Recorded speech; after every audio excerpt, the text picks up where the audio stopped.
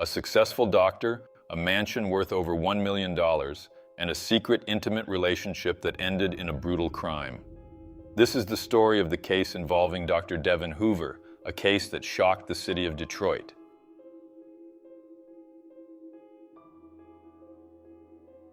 Devon Allen Hoover was born on October 14, 1969 in Indiana.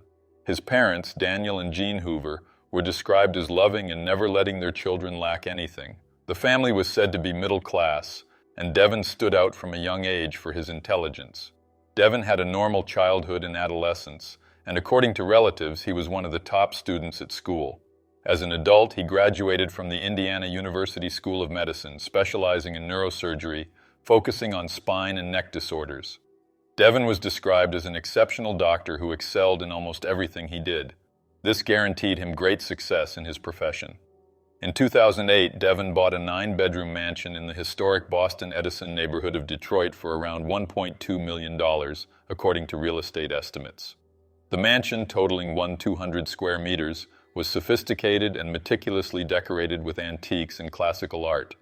People close to Devon said the decoration of his house reflected his personality. Devon was a beloved doctor among his patients. Some patients even said he was an angel, someone who relieved chronic pain with precision and empathy. Former colleagues, nurses, and friends said Devon was a calm and very generous man. He lent his mansion for social events, dinners, and community meetings, inviting neighbors to share a glass of wine and admire his new art acquisitions. On Saturdays, he bought flowers at the local market, a ritual admired by his neighbors. Despite his busy public life, where he interacted with many people, Devon lived alone and was quite private about his personal relationships.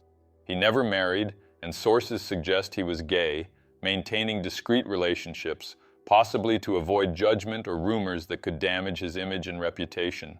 He had a close circle of friends and was devoted to his family, especially his mother, Jean, whom he usually visited almost every weekend. Devon Hoover was at the peak of his life. As a neurosurgeon at Ascension St. John Hospital, he performed complex surgeries, treating debilitating spinal conditions. Outside the hospital, he cultivated sophisticated hobbies. He collected antiques, restored furniture, and had a passion for gardening and landscaping. With an excellent salary, Devon enjoyed buying expensive things. He owned several designer glasses valued at nearly $10,000. These items, along with his white Range Rover valued at $80,000, indicated a luxurious lifestyle but also raised concerns about his safety. Devon reportedly told some friends he feared for his safety but did not specify exactly why. Those friends speculated he feared being targeted because of his wealth or lifestyle. According to sources, Devon had an intimate relationship with a man named Desmond Burks. Desmond was 34 years old at the time and had an extensive criminal record, including assaults and robberies. He was the complete opposite of Devon, and many wondered what the doctor saw in him. Between 2020 and 2023, the two exchanged around 4,000 text messages, indicating a close connection. According to investigations, Desmond had intimate relations with Devon in exchange for money, a practice considered illegal in the state of Michigan. This secret relationship would later become the focus of the investigation. On the night of April 22, 2023, something terrible happened at Devon Hoover's mansion. Around 6 p.m., the Detroit Police Department received a report of a vehicle blocking Coyle Street, about 10 minutes from Devon's home. It was a white Range Rover registered in Devon Hoover's name. Inside the vehicle, police found blood and a piece of paper suggesting something sinister. The car was seized as evidence and taken to the police impound. That same night, officers decided to visit Devon's mansion to check the situation, but found the garage gate open and no one responded to the knocks at the door. Despite this, the officers assumed Devon was simply not home and decided to leave, but the truth was that something terrible had happened. The next day, April 23rd, Devon's family, worried about his absence, called 911. He had promised to visit his mother, Jean, who was gravely ill in Indiana, but he did not show up nor answer his phone. At 7:50 p.m. that same day, the police returned to the mansion. This time, they noticed blood on the back door, which justified a forced entry. Inside the house, on the 3rd floor, in an access space to the attic, officers found Devon Hoover's body. He was face down, naked except for his shoes, wrapped in a blood-stained sheet and covered by a blanket. The area was quickly secured, and it didn't take long for neighbors to realize that something very wrong had happened. Devon's body was taken for an autopsy, while a forensic team conducted a sweep of the house. The autopsy revealed that Devon was shot twice in the head, with the cause of death determined to be homicide. The scene was shocking. The respected doctor, known for his generosity, had been the victim of a brutal attack, possibly an execution-style killing. The news of Devon Hoover's death shocked Detroit. The Boston Edison community, known for its historic mansions and notable residents, went into mourning. Friends, colleagues, and patients flooded social media with tributes, describing Devon as a kind man and a brilliant doctor. The Detroit Police Department, led by Chief James White, launched a massive investigation. The absence of forced entry suggested the killer had access to the house, possibly someone known to Devon. Personal items such as his cell phone, wallet, credit cards, and designer glasses were missing. Subsequently, fraudulent transactions began appearing in his bank accounts shortly after the crime, totaling over $30,000, including $21,000 directly diverted. In May 2023, the police identified a suspect who was interrogated and released. The police attempted to conduct the investigation in complete secrecy to avoid interference. However, the lack of transparency frustrated family and friends who demanded answers. Michigan Crime Stoppers offered a $20,000 reward for any information leading to a suspect. As all this unfolded, the media began covering the case intensively. The news that a wealthy and successful doctor had been killed inside his mansion and that the police had yet to make an arrest spread quickly, alarming many residents. In response to the community, the Detroit police said they were working tirelessly on the case and would soon apprehend the person responsible. The investigation into Devon Hoover's murder was one of the most complex in Detroit's recent history. It involved 71 officers, 87 civilian witnesses, 134 search warrants, and more than 300 pieces of evidence. The operation spanned 5 states: Michigan, Ohio, Indiana, Texas, and California, and 3 countries: the United States, England, and France, due to the analysis of financial data, digital communications, and international leads. Devon's vehicle, found on Coyle Street, contained blood and a piece of paper, suggesting it was used by the killer. Geolocation data showed the car left Devon's mansion, went to the Sussex Street area, then to a store called Fairlane in Dearborn, never returning home. Data extractions revealed 4,000 communications between Devon and Desmond Burks, confirming an intimate relationship, possibly involving payment for such relations. Devon's cell phone was tracked from the mansion to Sussex Street in Dearborn, matching the movements of Devon's vehicle, which had been taken by the criminal.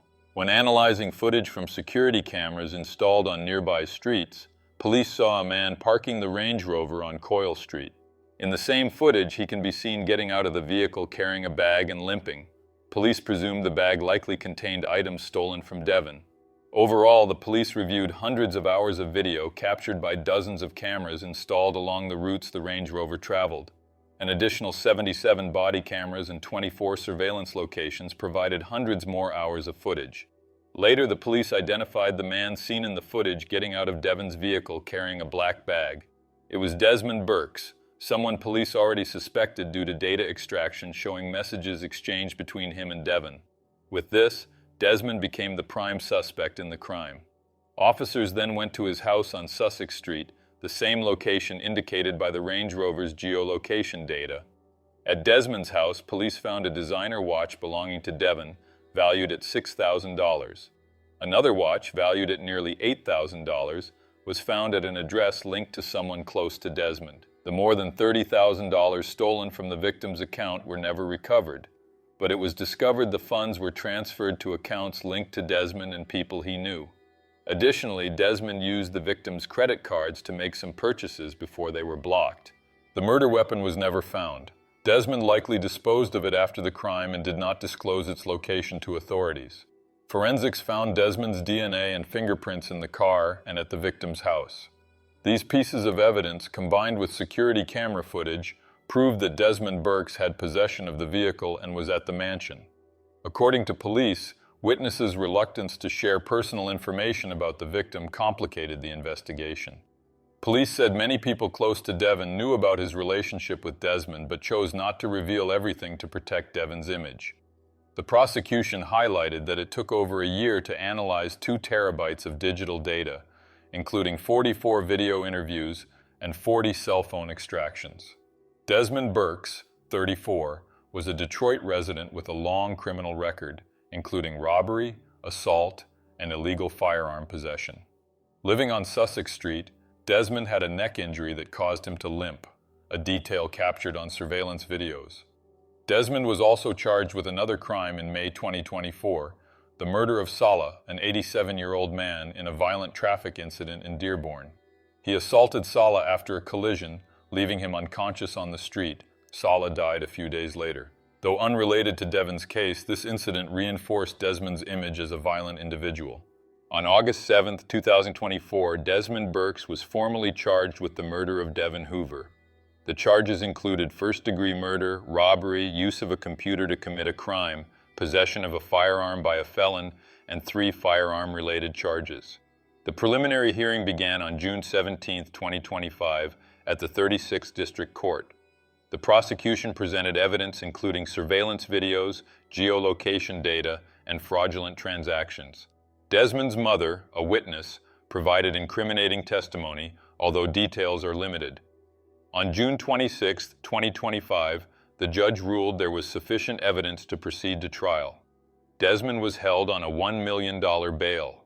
The trial date was set for after September 3, 2025. The prosecution is confident, but the defense questions the strength of the digital evidence, claiming the intimate relationship explains Desmond's presence at the victim's mansion. The main theory for the motive is that Desmond planned the robbery and murder for profit. Desmond Burks now awaits trial in a Michigan state prison. Under Michigan state law, if convicted, Desmond could face life imprisonment without parole. Devon Hoover's funeral took place on April 30, 2023, at the Cathedral of the Most Blessed Sacrament in Detroit. The farewell ceremony was marked by great community mourning, reflecting Devon's popularity as a neurosurgeon and local figure. Devon's mother, Jean Hoover, passed away 4 days after his death.